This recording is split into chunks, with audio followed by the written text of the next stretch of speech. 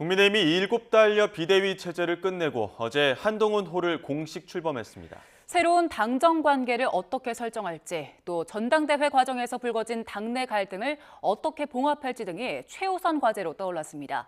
국회 연결합니다. 임성재 기자. 네, 국회입니다. 네, 한동훈 신임 대표 현충원 참배를 시작으로 공식 일정 시작했죠?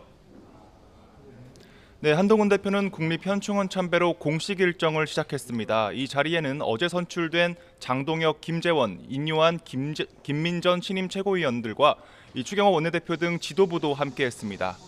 오후에는 홍철호 대통령실 정무수석을 접견하고 저녁에는 윤 대통령과의 저녁 식사도 예정돼 있습니다. 한 대표가 수락연설에서 건강하고 생산적인 당정 관계를 강조한 만큼 어떤 이야기가 오갈지에 관심이 쏠리고 있습니다.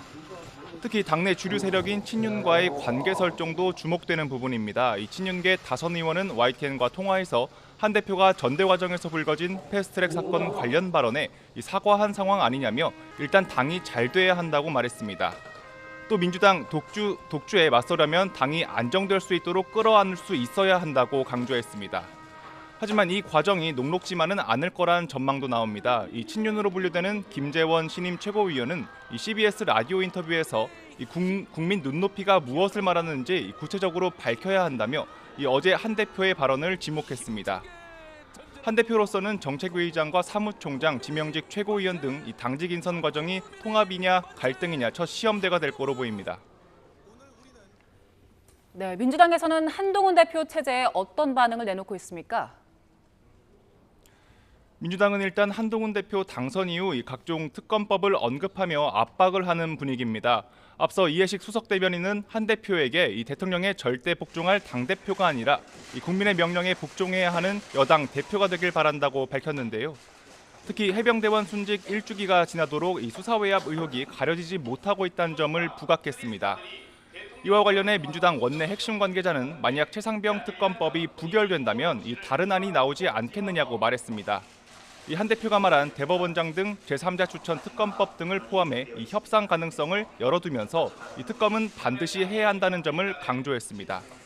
또 다른 관계자는 한 대표가 특검법 재표결 국면에선 기존 여당 당론 기조대로 가지 않겠느냐며 민주당 안이 끝내 부결되면 제3자 추천안도 고려해볼 가능성이 있는 것 같다고 전망했습니다.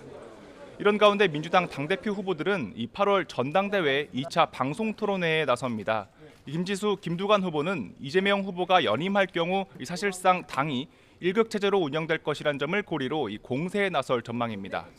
반면 이 후보는 윤석열 정권에 맞설 적임자는 자신이란 점을 부각할 것으로 보입니다. 네, 원내 상황도 알아보겠습니다. 오늘 이진숙 방통위원장 후보자에 대한 청문회 곧 열리죠? 국회 과방위는 이진숙 후보자에 대한 인사청문회를 엽니다. 이 청문회는 이틀 동안 진행되는데요. 이 후보자의 적격성을 놓고 치열한 공방이 벌어질 것으로 예상됩니다. 국민의힘은 일단 이 후보자가 공영방송 정상화를 위한 적임자란 입장입니다.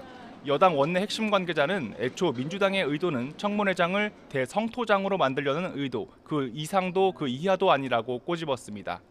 반면 민주당 등 야권은 정권의 방송장악용 인사라며 지명 철회를 주장하고 있습니다. 야당 과방위 위원은 YTN에 이 후보자가 과거 MBC 재직 당시 민영화를 추진한 점 등을 중점적으로 질의하겠다며 만만치 않을 청문 과정을 예고했습니다. 또 민주당은 국회 법사위에서 노란봉투법으로 불리는 노조법 개정안과 민생회복 지원금 등 쟁점 법안 처리를 시도할 예정인데요. 국민의힘의 강한 반발이 예상되면서 충돌이 예상됩니다. 지금까지 국회에서 전해드렸습니다.